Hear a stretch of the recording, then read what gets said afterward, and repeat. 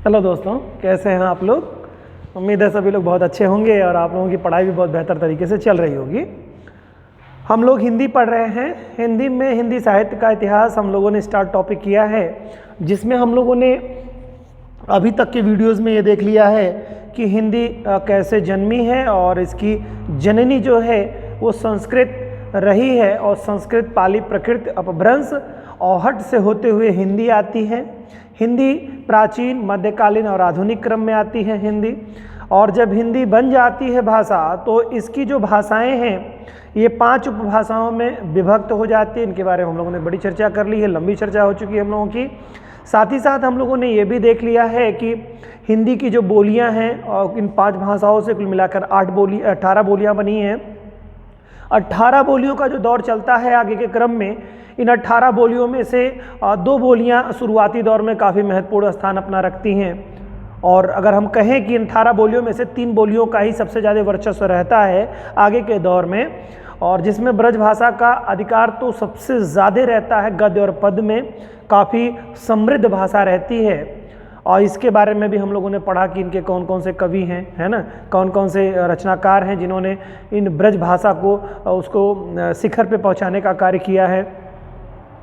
कबीरदास वगैरह के बारे में हम लोगों ने देखा है, या इसके जितने भी महत्वपूर्ण कवि रहे हैं उनके संदर्भ में अगर हम लोग देखेंगे, सूरदास वगैरह के बारे में देखेंगे कि सबसे महत्वपूर्ण कवि इस काल के 8 अष्टप्रधान कवियों में से अगर हम बात करेंगे तो वहाँ पर आपको देखने को मिलेगा। इन सब बारे में अगर आपको डिटेल में जानना है तो आप पीछे के वीडियोज़ में देख सकते हैं।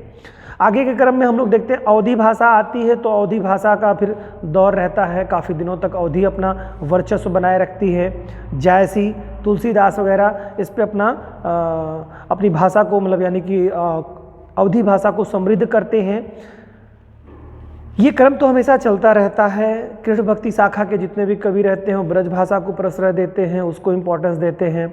फिर इसके बाद में राम भक्ति शाखा के जो लोग आ जाते हैं सारे कवि, वो फिर जो है अवधी को प्रश्रय देते हैं, उस पर अपना आधार मतलब उसको अपना आधार बनाते हैं। अपनी फीलिंग्स को व्यक्त करने का जो भाषा होती है उनको अवधी रहती है राम भक्ति शाखा के सभी कवियों की।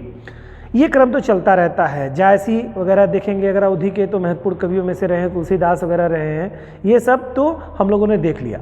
और जब ये अवधी वगैरह चल ही रही होती है तो उसी दौर में अपने पांव पसारने की स्थिति में अगर आप ब्रज और हट के काल के बाद से देखेंगे तो खड़ी बोली भी अपना वर्चस्व बना रही थी, अपने पैर पसार रही थी। धीरे धीरे इसने अपना आधार बनाना शुरू कर दिया था, और ये आधार आपका बनता चला जाता है जब ये भाषाएं अपना सीमित दायरे में हो जाती हैं। जो अवधी खड़ी बोली जो रहती है, जो मेरठ के क्षेत्रों में यानी पश्चिमी उत्तर प्रदेश के मेरठ के क्षेत्र में जो बोली जाने वाली एक तरह से कहिए एक बोली थी, बोली अब खड़ी बोली भाषा के रूप में विकसित होने लगेगी। इस क्रम में हम लोगों ने देखा कि जो ये बोलियाँ थी भाषा बनी। ऐसे भी आप समझ सकते हैं इस चीज़ को कि चूँकि ये सभी मैं जिनकी बात कर रहा हूँ, चाहे वो ब्रज भाषा हो चाहे वो खड़ी बोली हो, जिसे ब्रज भाषा कहा गया है, खड़ी बोली कहा गया है, या अवधी भाषा कहा गया है, ठीक है, लेकिन ये सभी बोलियां ही हैं। बोलियों के क्रम में ही आप देखेंगे तो इसका क्लासिफिकेशन 5 से ही बटा हुआ है, तो सभी बोलियां हैं। लेकिन ये बोलियां भाषा के रूप में विभक्त होने लगती हैं, जब इनका बड़े पैमाने पर इनका प्रयोग होने लगता है तो ये बोली भाषा के रूप में परिवर्तित हो जाती है।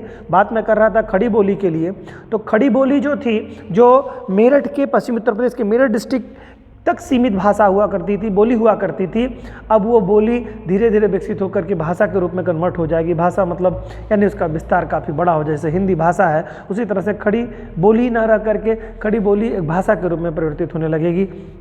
तो ये दौर हम लोगों ने देखा, ये काल भी देखा। हिंदी काल आता है, खड़ी बोली का जब काल आता है तो किस तरह से उसका विस्तार होता है।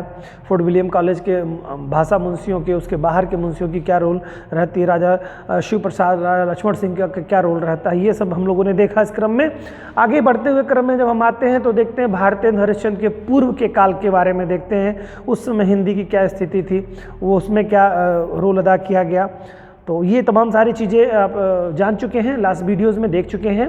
आज हम लोग भारतेंद्र काल के बारे में देखेंगे, फिर महावीर द्विवेदी जी के काल को देखेंगे, और फिर उसके बाद में छायावादी युग के बारे में देखेंगे। यानी कि द्विवेदी काल, आज भारतेंद्र युग के बारे में बात करेंगे, द्विवेदी युग के बारे में बात करेंगे, और छाया वादी युग के बारे में, छायावादोत्तर युग के बारे में बात करेंगे। इन सारे विषयों पे आज हम लोग चर्चा करेंगे। इस क्रम में हम लोगों का हिंदी साहित्य के इतिहास में काफ़ी आगे हम लोग बढ़ चुके हैं और इसके बाद 2 एक वीडियोज़ और आएंगे जो कि आपके हिंदी भाषा साहित्य को पूर्ण रूप से कंप्लीट कर देंगे और उम्मीद है कि इसको पढ़ने के बाद आप काफ़ी सहज महसूस कर रहे होंगे। बच्चों को बड़ी शिकायतें रहती थी, हम लोगों को भी बड़ी शिकायतें रहती थी जब हम लोग पढ़ते थे। उस दौर में ये फील होता था कि कोई भी ऐसी ऑथेंटिक बुक नहीं रहती थी कि जो एक सिस्टमेटिक वे से सारी चीज़ों को देते रहे। तो उस स्थिति में क्या होता था कि अच्छी पकड़ नहीं बन पाती थी हिंदी भाषा साहित्य पर हम लोगों की। तो इसी को ध्यान में रखते हुए हमारी टीम ने इसका प्रयास किया कि आप लोगों को कुछ ऐसी चीज़ें दी जाएं कि जिससे हिंदी साहित्य के इतिहास में काफ़ी कुछ अच्छी स्थिति में आप अपने आप को महसूस करें और लगभग कमोबेश ऐसे कोई प्रश्न नहीं होंगे जो आपको इससे ना मिले और शायद ही से कोई इतर कोई प्रश्न आवे। वो रचनाओं से संबंधित हो सकता है, एक आध प्रश्न आपको मिले, अन्यथा बाकी सारे इतिहास सब आपके इसी में समाहित हैं और इसी में आपको मिलेंगे। आइए हम लोग भाषा को और समृद्ध करते हैं अपनी भाषा को, और परिवर्तन प्रकृति का नियम है, इसको ध्यान में रखते हुए हम लोग भाषा को सीखते हैं, समझते हैं। हम लोग पहुंच चुके हैं अभी तक हिंदी साहित्य के इतिहास में भारतेंदु युग में। भारतेंदु युग की अगर हम बात करेंगे तो ये बहुत ही महत्वपूर्ण युग रहता है।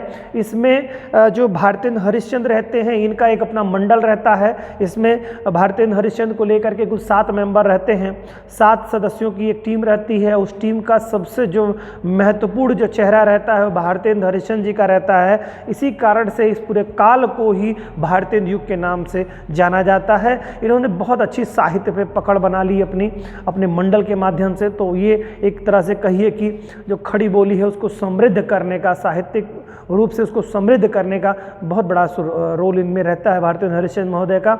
इस नाते इस पूरे मंडल को ही भारतेंदु मंडल के नाम से जाना जाता है। इसके साथ ही साथ हम लोग देखेंगे महावीर प्रसाद द्विवेदी जी का, उनका क्या रोल रहता है उसमें अगर आगे देखेंगे तो हम लोग वहाँ पर देखेंगे कि जो ये तो भारतेंदु हरिश्चंद्र जी रहे हैं वो गद्य मंडल पर पूरी पकड़ बनाते हैं। महावीर प्रसाद द्विवेदी के बारे में अगर हम देखेंगे तो वहाँ पर आप देखेंगे पद्यपि ब्रज भाषा काफ़ी हद तक मतलब समाप्त सीमित होने लगेगी। उनके काल तक आते आते ब्रज जो भाषा हुआ करती थी अब वो बोली के रूप में कन्वर्ट हो जाएगी, यानी कि ब्रज यानी मथुरा के आसपास के क्षेत्रों में ही रह जाएगी केवल ब्रज भाषा, और बाकी समृद्धि जो है खड़ी बोली की बढ़ती चली जाएगी। ये तमाम सारी चीज़ें हम लोग समझेंगे और देखेंगे आज के वीडियो में। आइए स्टार्ट करते हैं वीडियो को। भारतेंदु युग के बारे में देखते हैं। भारतेंदु युग के बारे में जैसा कि आपको जानते हैं लगभग 50 साल का पीरियड रहता है भारतेंदु युग का, जो कि 1850 से लेकर के 1900 ईस्वी तक का ये दौर चलता है। इसमें होता क्या है, थोड़ा सा हम लोग तथ्यों को पढ़ते हैं, उसके बाद आपके पास तथ्य होंगे, फिर इस पर चर्चा करते हैं।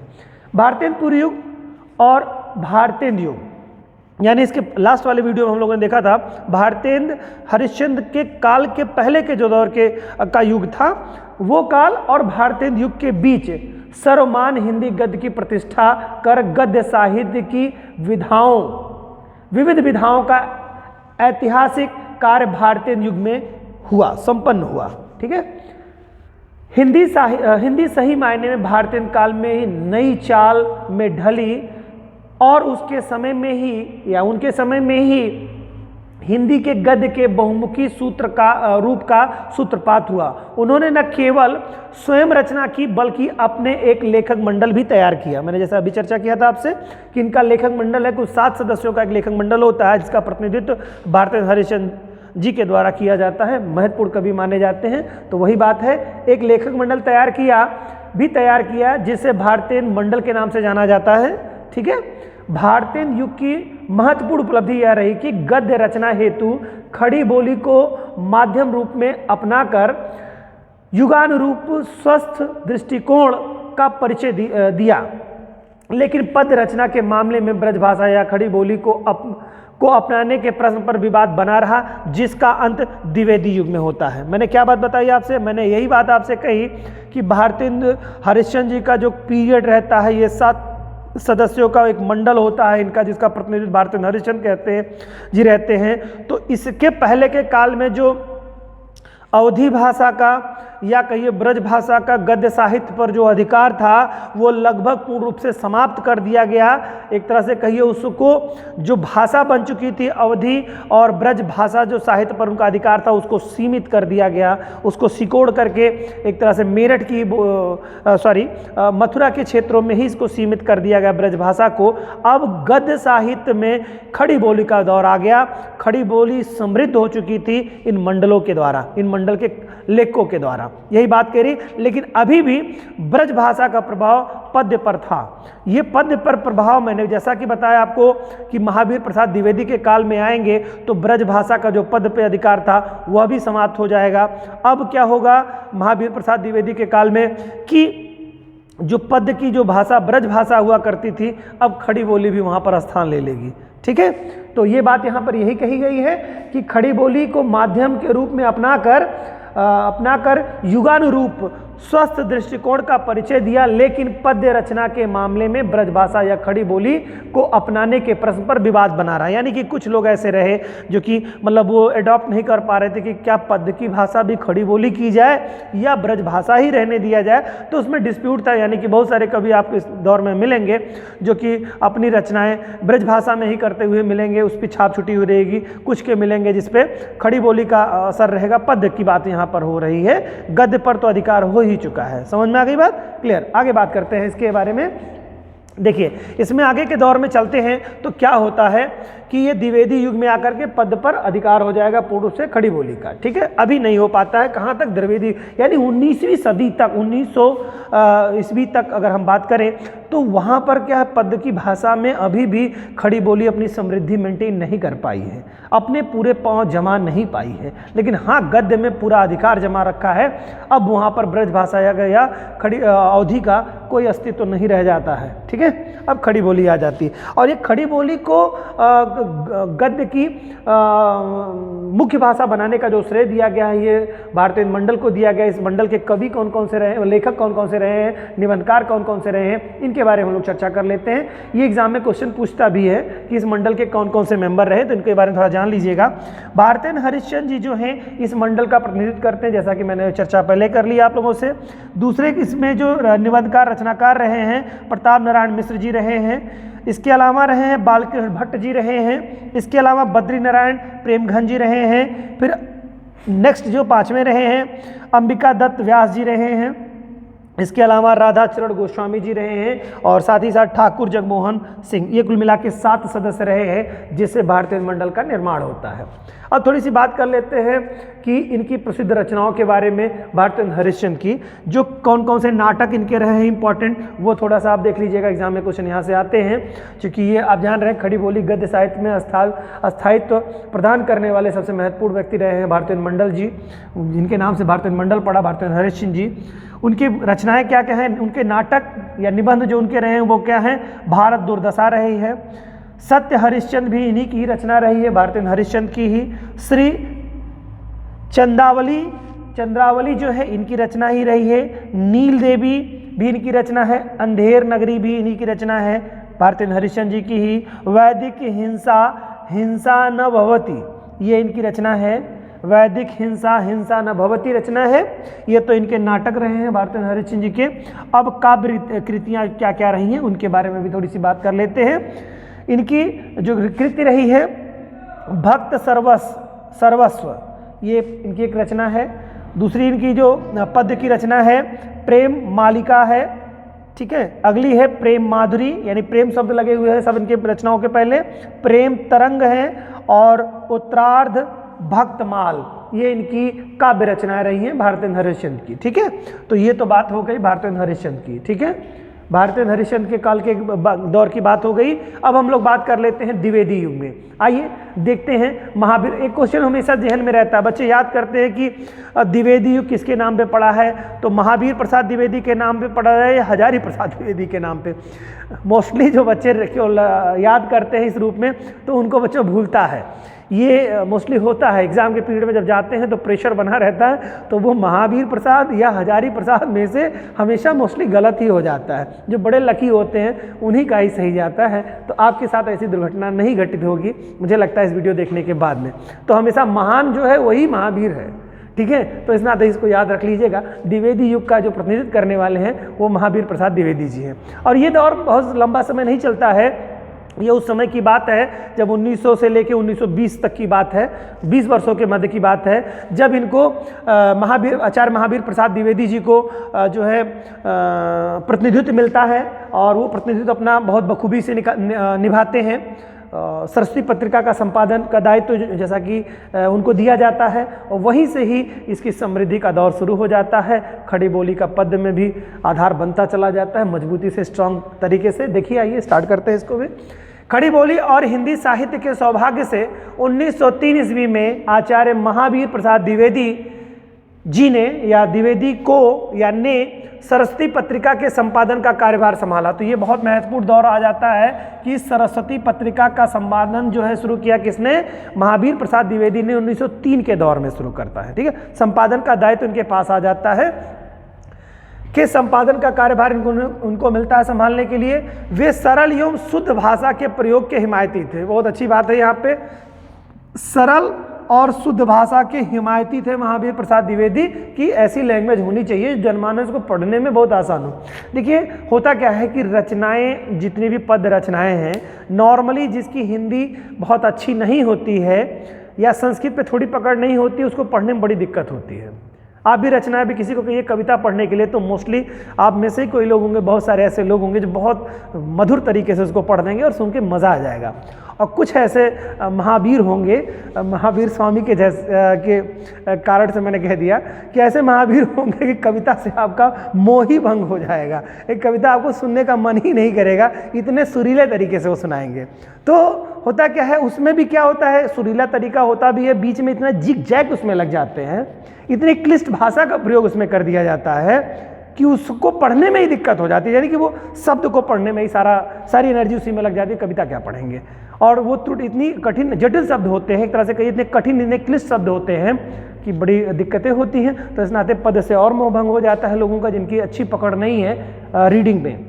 ठीक है, तो ये एक चीज़ रहती है। तो उसी का बहुत भरसक प्रयास किया कि खड़ी बोली के माध्यम से बड़े सरल तरीक़ों से, शुद्ध आसान तरीक़ों से, सरल भाषा के रूप में उस चीज़ को समझ में आ जाए। तो इस कारण इन्होंने भरसक प्रयास किया महावीर प्रसाद द्विवेदी जी ने। ठीक है, आगे देखते हैं। हिमायती थे वे लेखकों की वर्तनी अथवा व्याकरण संबंधी त्रुटियों का संशोधन स्वयं करते चलते थे। ये बड़ी महत्वपूर्ण बात है। यानी जो लेखक थे उनकी वर्तनी और व्याकरण संबंधी जो त्रुटियां हुआ करती थी उसके संशोधन का कार्य, चूंकि ये संपादक थे, किसके थे? सरस्वती पत्रिका के संपादक, मेन संपादक के रूप में कार्य कर रहे थे। तो ये जो लेखकों की जो वर्तनी और व्याकरण संबंधी त्रुटियां हुआ करती थी उसको शुद्ध कर दिया करते थे। ठीक है, तभी उसका संपादन हुआ करता था, यानी तभी छपती थी, तभी वो प्रिंट होती थी।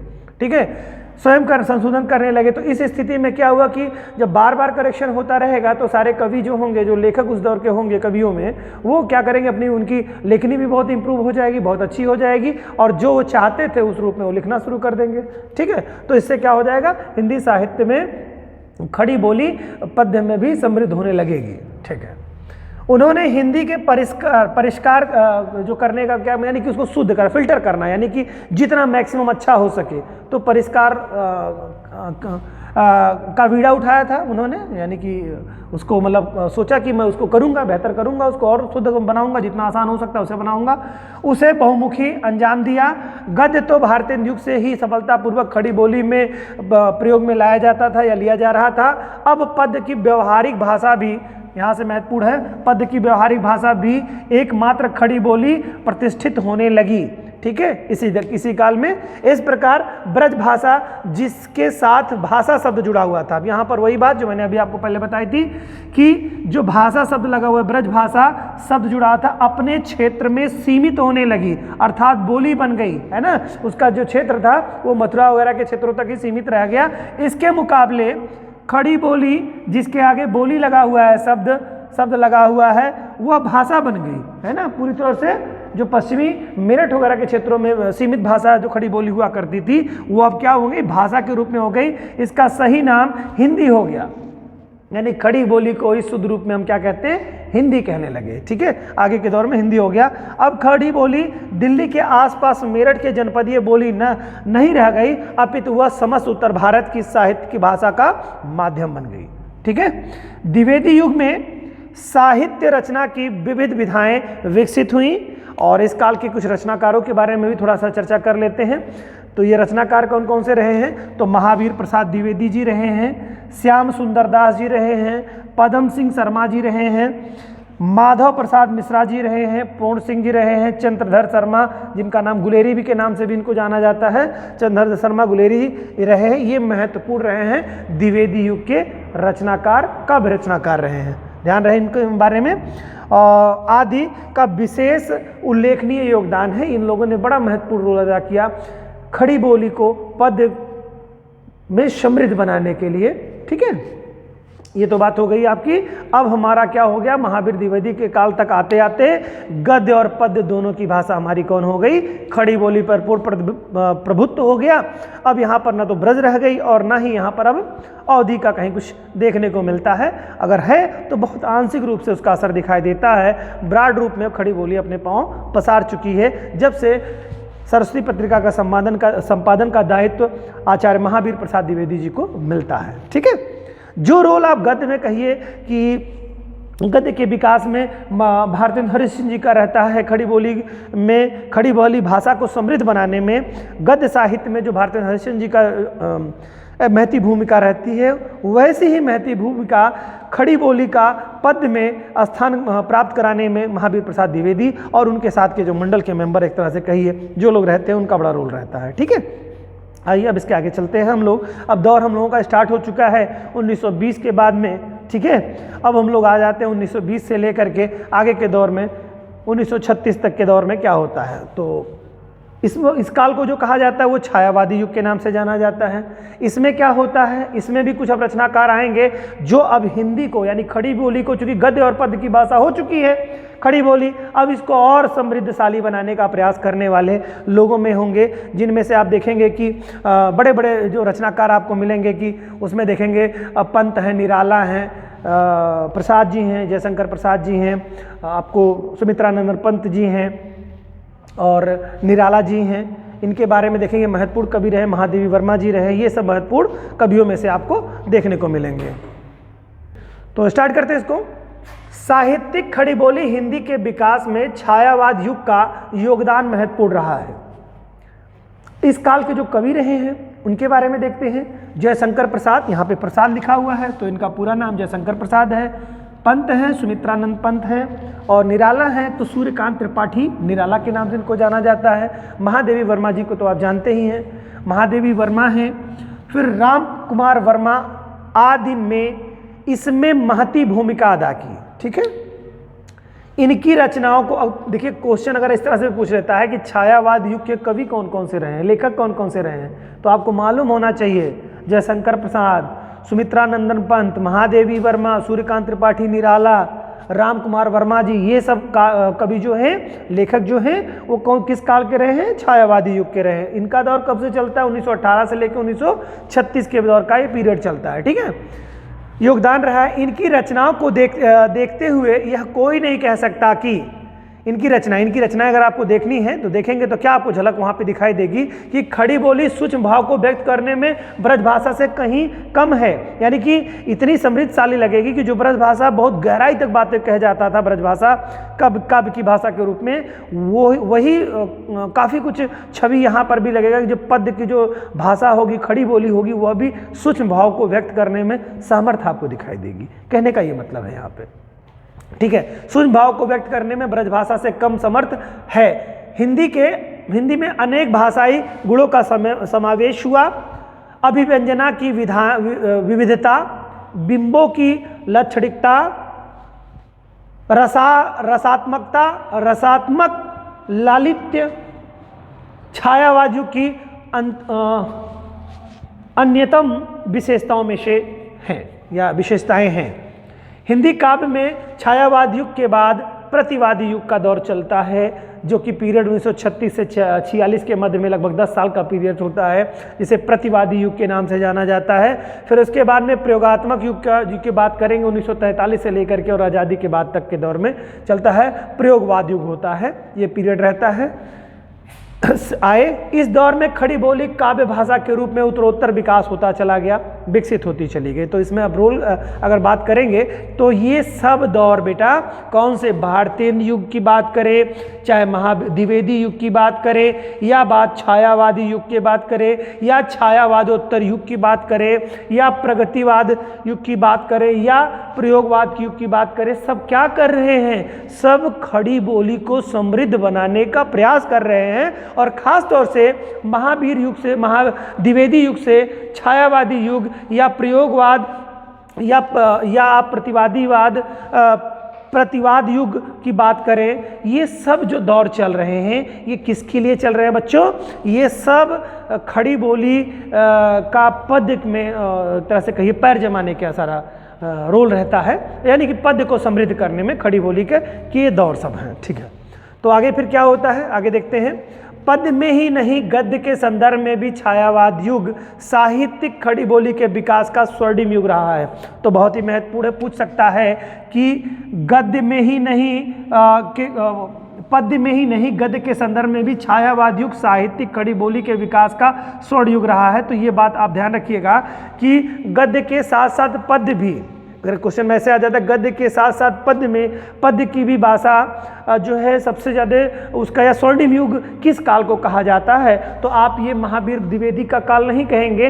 तो गद्य और पद्य दोनों समृद्ध जो है एक तरह से स्वर्णिम युग दोनों का खड़ी बोली के रूप में किस काल में रहता है, तो छायावाद युग में इसका स्वर्ण युग के रूप में इसको जाना जाता है। उसे इंडिविजुअल कर पीरियड में रखेंगे तो पद्य की भाषा द्विवेदी युग में आ जाएगी और गद्य की जो भाषा हो जाएगी खड़ी बोली का माध्यम के से जो व्यक्त की जा रही है वो आपकी भारतीय युग में हो जाएगी। तो भारतीय युग में वो तो समृद्धि अपना मतलब अधिकार जमाती है और महावीर प्रसाद युग में भी वो अपना पद्य पर अपना अधिकार जमाती है खड़ी बोली, लेकिन छायावादी युग में इसके स्वर्णिम काल आ जाते हैं। गद्य और पद्य में दोनों में खड़ी बोली का स्वर्णिम काल छायावादी युग में आ जाते हैं। ठीक है, तो ये बात है। फिर आगे क्या होता है, कथा साहित्य यानी उपन्यास और कहानी में प्रेमचंद जी का बड़ा रोल होता है। प्रेमचंद जी की जितनी भी रचनाएं हैं इसकी आप यही समझिएगा सब खड़ी बोली में लिखी गई हैं। ठीक है, उसी तरह से नाटक में आप जयशंकर प्रसाद की बात कर लेंगे, नाटककारों में जयशंकर प्रसाद का तो कोई जवाब ही नहीं है। और वहीं आलोचकों में बात करेंगे तो आचार्य रामचंद्र शुक्ल जी का जो कि बस्ती की धरा के निवासी रहे हैं, उनका बड़ा रोल रहा है आलोचकों में से। ने भाषा शैलियाँ और मर्यादाएं स्थापित की, उनका अनुसरण आज भी किया जा रहा है। गद्य साहित्य के क्षेत्र में इनके महत्व का अंदाजा इसी बात से लगाया जा सकता है कि गद्य साहित्य के विभिन्न विधाओं के इतिहास में कालों का नामकरण इन्हीं को केंद्र में बना करके किया गया है। ठीक है, ये महत्वपूर्ण है। तो जैसे बात करते हैं अगर हम उपन्यास के संदर्भ में बात करें अगर हम, तो प्रेमचंद युग इसके नाम से भी जाना जाए, उपन्यासों का जो दौर शुरू होता है उसको क्या कहते हैं, प्रेमचंद युग या प्रेमचंद पूर्व युग या प्रेमचंद युग, और फिर इसके बाद प्रेमचंदोत्तर युग है ना, उनके बाद का युग, उनके पहले से भारतेंद्र से आपने देखा भारतेंद्र हरिश्चंद्र के बारे में, तो भारतेंद्र पूर्व युग, भारतेंद्र युग।